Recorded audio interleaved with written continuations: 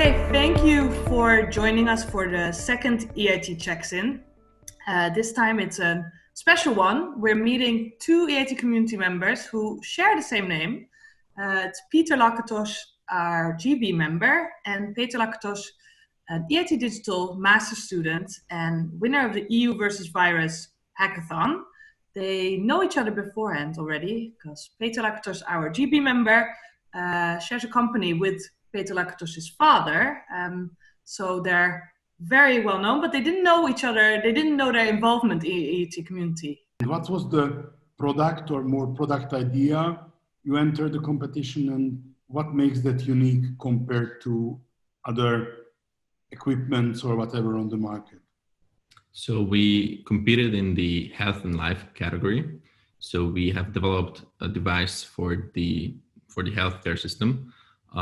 It is a remote monitoring system for patients in hospitals, still not in intensive care, but who are under observation. And with our prototype of a device, nurses can remotely measure vital signs of their patients. For example, their body temperature, their oxygen saturation, their respiratory rate. And with this device, the data is automatically uploaded online to a server where the data can be processed and analyzed and then sent over to the medical staff for further analysis or to take action based on that. And the uniqueness of it is that this way nurses can check on far more patients at the same time, because whoever has the device can just measure themselves and the data is uploaded, and nurses can stay away from the patients this way. So regarding the virus and the spread of it, it's also a better case that they are in less of a risk. Okay, thank you. And as I was an engineer, sometimes in the very, very old history, I remember how often I feel that I solved the problem, and just before getting there, it turns out that something is basically not working. So can you tell us a few of such obstacles in this process which you had to overcome? Yeah, an interesting fact is that in the first iteration of our prototype, we were working from Stockholm and Budapest, so from two remote places. And our teammate who was designing the 3D prototype, the design, was in Stockholm, but our printers and the sensors were all in Budapest. So for example, we had to go back and forth with the designing, then the printing was done in Budapest. And it was also a fun but a challenging process to make sure that basically we couldn't test out the designed prototype in Stockholm, and the designer always had to wait for the guys in Budapest, and it was a slower process, but worked in the end. And what are the next steps in optimal case? So where you can be with your idea in 3 months, 6 months, 12 months? The plan now is to create a more a better quality prototype and to get it to testing in hospitals, clinics, or even nursing homes. So right now, I'm happy to say that we actually submitted a proposal for the recent innovation activity call by EIT Digital for COVID-19 solutions. So we have found partners to partner up with in the next 6 months, and they will provide the necessary expertise and resources to help us gain or help us get to that next level where we can actually develop this into a testable product. And if it's not a trade secret, what kind of companies are your partners? So we have partnered with 2 Hungarian companies, Eltesoft and Mohanet, and a third Dutch startup, InnoTractor. But could you maybe share some other touching points where the existence of EIT makes a distinguishing point between if it wouldn't be there? Exactly. During our first competition, because we were in 2 hackathons in 4 weeks, we were actually working or mentored by and awarded by EIT Health InnoStars as well. So we were also in contact with them, and EIT Health has also offered their full support. And just with this Dutch startup InnoTractor as well, it came about from me just talking to a friend of mine who's also a digital, an EIT digital master student at the moment. So really it was just basically the network that is available to us that made it all possible right now. Let's turn a little bit towards the master school. Why you were applying there or there as well? What was what you knew about in advance as a positive point? And now looking back for, I guess, 2 years you have been there now, Yes. that what were the surprise good points, and if there are still something to improve, what are the aspects what we should improve in the curriculum? So why I applied, I knew about it from my cousin who was there 5 years ahead of me. And I just heard that it's a really flexible program where you get to travel a lot, you get to see a lot of Europe with like-minded people. And the idea of being in 2 places in 2 years and also getting an entrepreneurship minor with it seemed really appealing to me. So that was basically my most important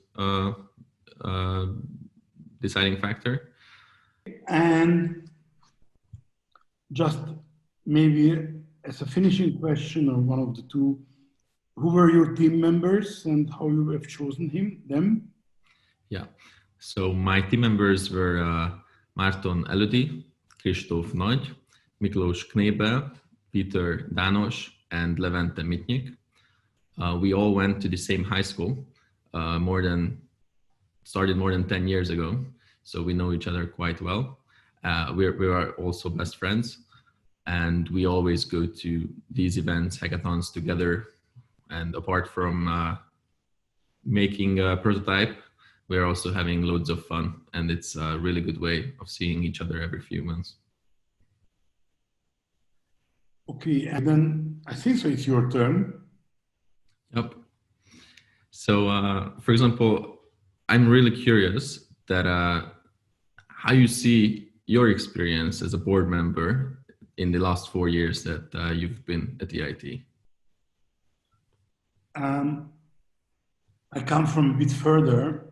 I always say how interesting this situation and position can be if MIT in Boston is measurable in 100 years of age and EIT is just over 10. So if I say it that way, I was taking part in 40% of the, or 35% of the history of EIT. Very few people will have this chance as time passes, as there is a limit of 4 years for being on the board. So there were tremendous changes because EIT is a totally new format, probably not only in Europe, but worldwide, because one of the major tasks is to catch up with the innovation speed and flexibility of the United States, and sooner or later China, or maybe already it is today the case. So our task was and is to rely on the existing waste R&D and university research knowledge of this continent on a way that these relatively slow structures find the common ground, the common ecosystem with the very fast changing startup world. And for example, when you are allocating the budgets and putting together a high level structure, when the time has passed and it's time to look back, what are the KPIs or the success measures that the board looks at in terms of, okay, did this develop in the right way? Because it's the taxpayers' money, there are extremely strict regulations and rules, not so near to my everyday life. I'm in business and we can decide our own rules, but it's easy to respect them because that's how this game is played. And which is, I think, so a big strength of EIT, that the KPIs are changing. And of course, the KICs are sometimes very nervous about that there is again a new one, but this, as I thought, it's a work in progress. The world is changing. We take conclusions. It's very easy to have very good KPIs after 200 years of operation, but once again, we are after 12. But of course, in an ever-changing details, but the main things are how many students you are applying for the school, how many finish it, how well spread is in diversity from countries to gender and everything. So how well it reflects the whole European sphere, the number of startups created, the money these startups can pull in, patents, or there are research projects, how far they got. So altogether, I have read already at least 100 KPI over these years, but that's good so. But which is for me very important, that at the end of the day, people in any board should use the KPIs as an input for their judgment. Yeah. And as a final question, I have to ask what advice you have to young entrepreneurs like me coming out of the master's school. What do you see as the most important for fresh graduates? Not very clever things I can say to you, because the basic things are the same everywhere. You should read a lot, you should be able to speak out what you think, and you should count well. This is, let's say, 90% of the success if you are working hard and you have some luck. And that's true. So, but I think so, but this is true for entrepreneurs and true for cleaning ladies and true for kings and prime ministers, that you shouldn't lose your common sense and you should decide on facts based on your feelings.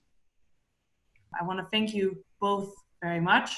Good luck to Peter Jr. with all the with the new innovation. Let's hope that you'll be able to carry it on with a little bit of help from the EIT. And to Peter Lakatos, our GB member, thank you for your time as a GB member for these past 4 years, and hopefully you will still enjoy it these last couple months. Thank you. It's a pleasure. Thank you.